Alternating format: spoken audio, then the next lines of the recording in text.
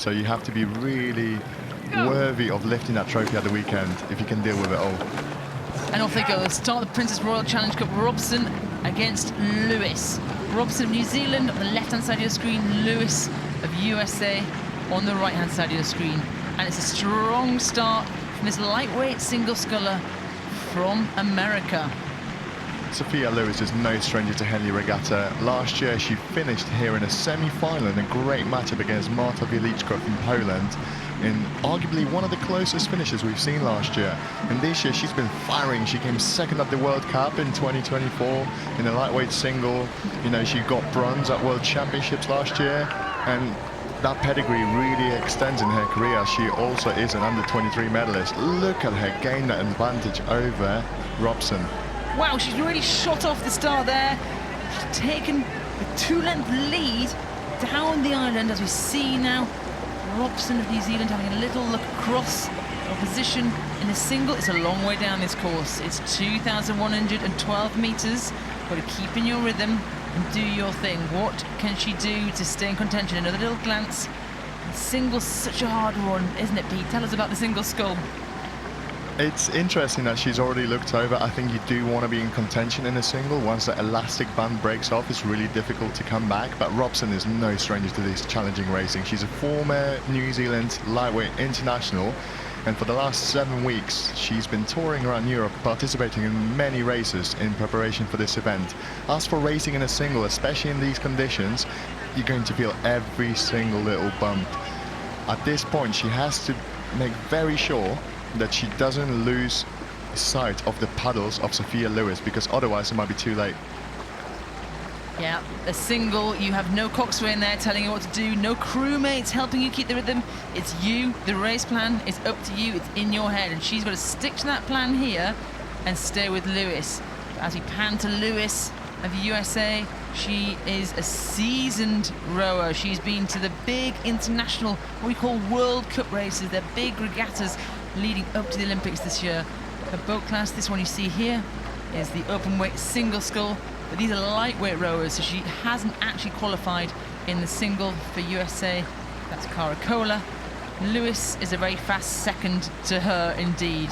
And you can see how cold it is. The wet, damp course means she's wearing extra clothing on this July day.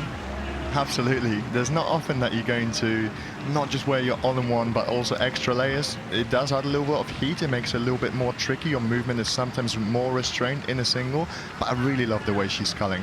On the screen here we can see Robson is a little bit more dynamic, a little bit more tense in the upper body. She's really working to get back at Sophia Luwis. Once the camera pans over to Sophia, we'll be able to see the difference in the relaxation of the rhythm and how she's rowing. Luwis has a nice lead here as we go past the barrier, that first marker. Tell us a bit about those boats, Pete. What is their rigger doing? Why is it behind them like that?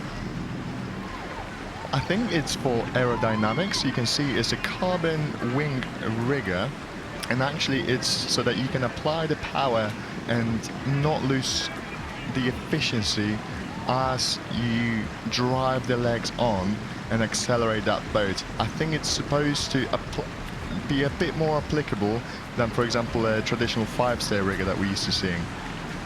Yeah, you've seen this in recent years, this we call it a reverse wing rigger. We've gone from those standard riggers, the bits of metal that stick out from the side of our boat that actually allow us to have leverage through the stroke. You see the oars, that light green is stuck in an oar lock there. If we didn't have that rigger, we'd pretty much be a kayak, so good job we have them. It means we can propel ourselves down the water. I think Sophia is going to have to be really happy with the lead she's worked up to at this point. Every stroke, she's just gaining a few inches over Robson from New Zealand, who is also no stranger to tight racing, as New Zealand is incredibly known for their sculling pedigree. And look at Sophia, nice and long around the front. She's really dropping that spoon in so effectively and is able to accelerate the boat with almost no check to the stern. Single is such an interesting boat to watch. Yeah, she's tapping it along, I'd say, that kind of chaining feeling. You haven't got any crewmates behind you. You create the rhythm. It's almost like that metronome. Once you get into that flow, you're in the single, you set that yourself, and you can feel that when you're driving well, when you're in that zone, and it looks like a little correction there, sort of a slight wiggle from Luwis. She's asking to get moved back onto her station. You can see she's veered across to the middle of the river. She has to now move back so she doesn't impede Robson behind her, and she's done that really quickly and efficiently. Like you said, Jess, the single is such an internalized boat. You really have to be so self-driven, so disciplined to apply power every stroke.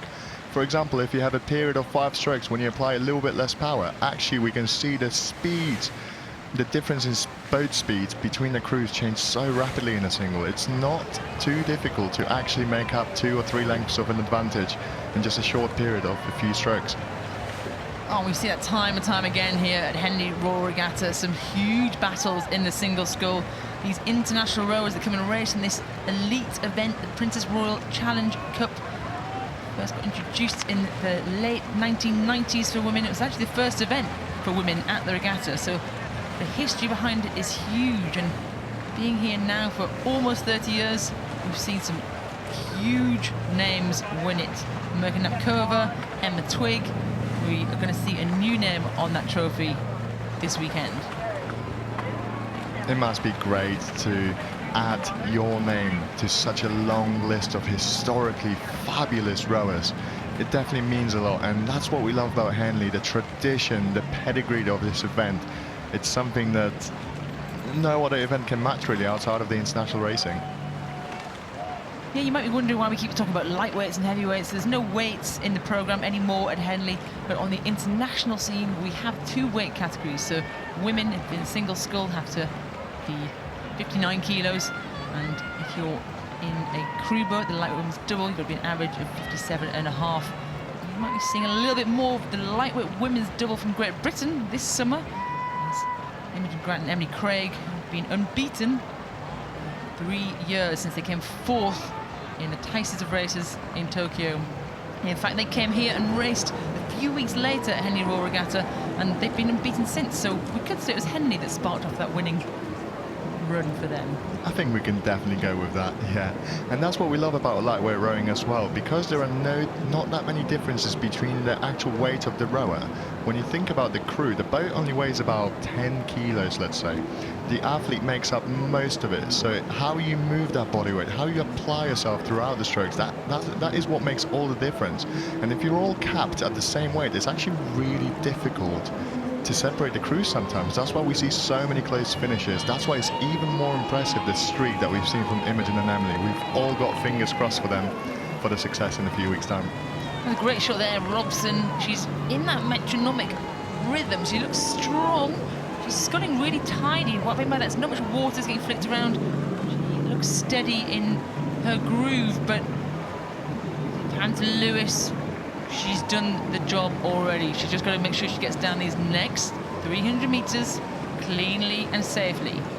I'd like to give some credit to Sophia. She's really done her homework over last year. Her standard of rowing has also improved, and her experience, her medals from the last year really proved that. And look at her, so relaxed, so powerful, connected, driven. Wish I could scull like that. Yeah, I know. You and me both, Pete. So that's a really good display of single sculling as she comes past the empty deck chairs. As I said before, the torrential rain has moved some people further undercover, but you can hear the applause. People are appreciating this talent here on the River Thames.